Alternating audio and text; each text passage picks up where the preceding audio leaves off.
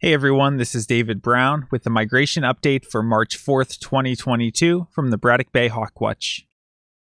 Here's a photo I took from the end of the boardwalk in the morning, and you can see it was a mostly sunny day, and the winds were from the southwest, but actually it started out very cold and it stayed cold throughout the day. It did eventually get a little bit above freezing, but with the winds it felt pretty chilly. This Canada goose was the first bird to fly close to me, so I took his photo, although you'll notice I cut off just the very tip of the wing, so that's a bummer. The snowy owl continues to hang out on the ice of frozen Braddock Bay. This adult bald eagle was hanging out in the eagle tree and is probably one of the adults from the local nesting pair. This young bald eagle flew in, and this is actually a juvenile, and we can see that because all of the feathers on the wing are approximately the same length. And we also have these pale inner primaries and a dark head. And we can see that the underside is quite faded, and that's just because this bird has been alive since last spring or summer when it was born, so the feathers are starting to get worn and faded. Once I got up on the platform, I noticed that the snowy owl wasn't in the same spot it had been earlier, and actually it had moved quite a bit closer, but we were looking through the top of the cattails to be able to see it. Here's a red-winged blackbird, and I thought we might have more blackbird migration today, or just overall non-raptor migration because of the southwest winds, but really there wasn't that much migration overall. There were a few blackbirds moving around and some horned larks, and I did have my first snow buntings of the year as well, just a small group of 3 that were too far away to get photos of. Here is the continuing light morph juvenile rough-legged hawk. Again, we know it's a juvenile because the trailing edge of the wing is not bold, it's a little bit more faint, and also the tip of the tail is more diffuse rather than a bold line. Here we have an adult red-tailed hawk, and remember one of the main field marks of a red tail are these patagial bars in the shoulder area, and also the belly band. And we know this is an adult because it has a dark trailing edge to the wings.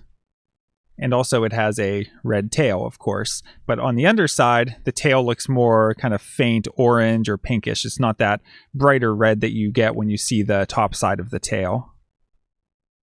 This is an adult male northern harrier. The adult males are very distinctive. They're this kind of silvery color, also known as gray ghosts.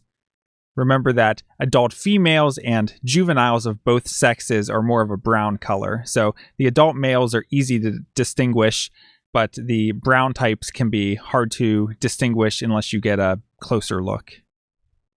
Here we have a juvenile red-tailed hawk. So again, we see these patagial bars in the shoulder area and the belly band, but this time we do not have that bold trailing edge to the wings.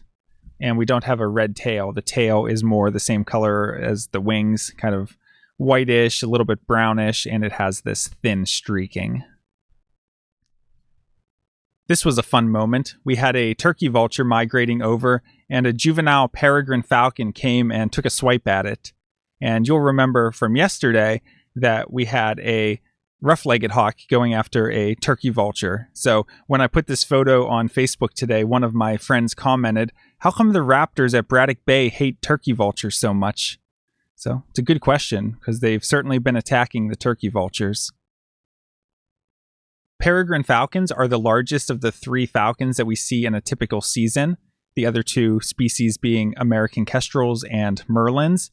And occasionally we might also get a 4th falcon species, which is gyrfalcon.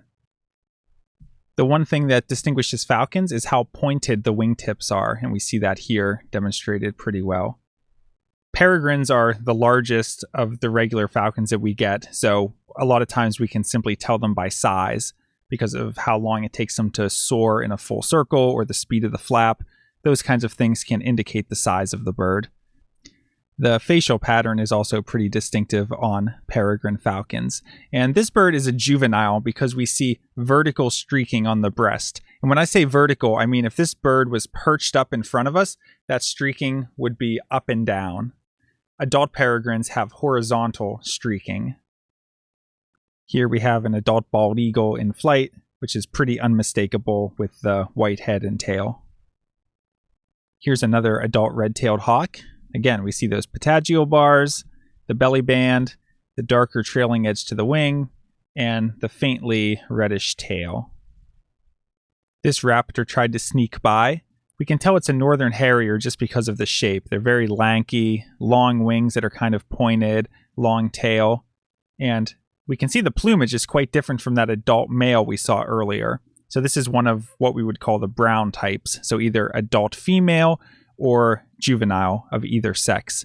And this is actually an adult female because we can see some streaking on the upper breast, which doesn't show up great in the photo, but when I looked at the bird with binoculars, I saw that pretty well. And the last bird of the day was this nice immature bald eagle, and this is a bird that's coming up on being 2 years old. And if we take a look, we see that it has quite a few retained juvenile feathers. They're these ones that stick out farther than the other ones. These shorter ones in between are ones that have been replaced. So you can see the longer ones here. And if we take a look at the eBird checklist, had 37 species today, including 2 new ones for the season, which were snow bunting, which I already mentioned, and also northern flicker, one of our woodpeckers. If we look on HawkCount for the migrant raptor totals, we had 9 turkey vultures, 2 bald eagles, 2 northern harriers, 3 red-tailed hawks, for a total of 16 migrants today. If we take a look at the forecast for the upcoming days, we see that tomorrow, which is Saturday, March 5th, it will be cloudy, high of 6 Celsius, winds east-southeast, shifting east-northeast at 15 to 25 kilometers per hour. So overall, these conditions aren't very good for us.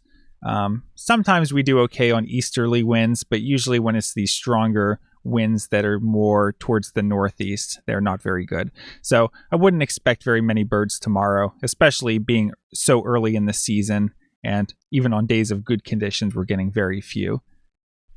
If we take a look at Sunday, again, this is that interesting day, super strong winds, some early rain, then clearing up later. High of 17 Celsius, which is in the 60s. Winds southwest at 40 to 55 kilometers per hour. I wrote here, it's hard to predict, and the truth is the wind direction is perfect, but it might just be too strong. And we also have to take into account how much rain is there going to be, when is it going to be raining. So this has the potential to maybe be an interesting day for migration, but I think we should wait until tomorrow to see what the final forecast is before making more of a prediction on that. And Monday, we're looking at rain with some snow mixed in the afternoon. High of 3 Celsius, winds northeast at 15 to 25. Again, northeast isn't a good wind direction for us, especially with rain and snow, so probably won't be much happening on Monday. All right, that's it for today. And I had a couple people come up to the platform today and tell me they've been watching these videos, so it's good to know that people are finding these useful. And if you find these useful, consider giving this video a like and leaving a comment, and also subscribe to the channel so that you don't miss any of these updates. This is David Brown. Thanks for watching.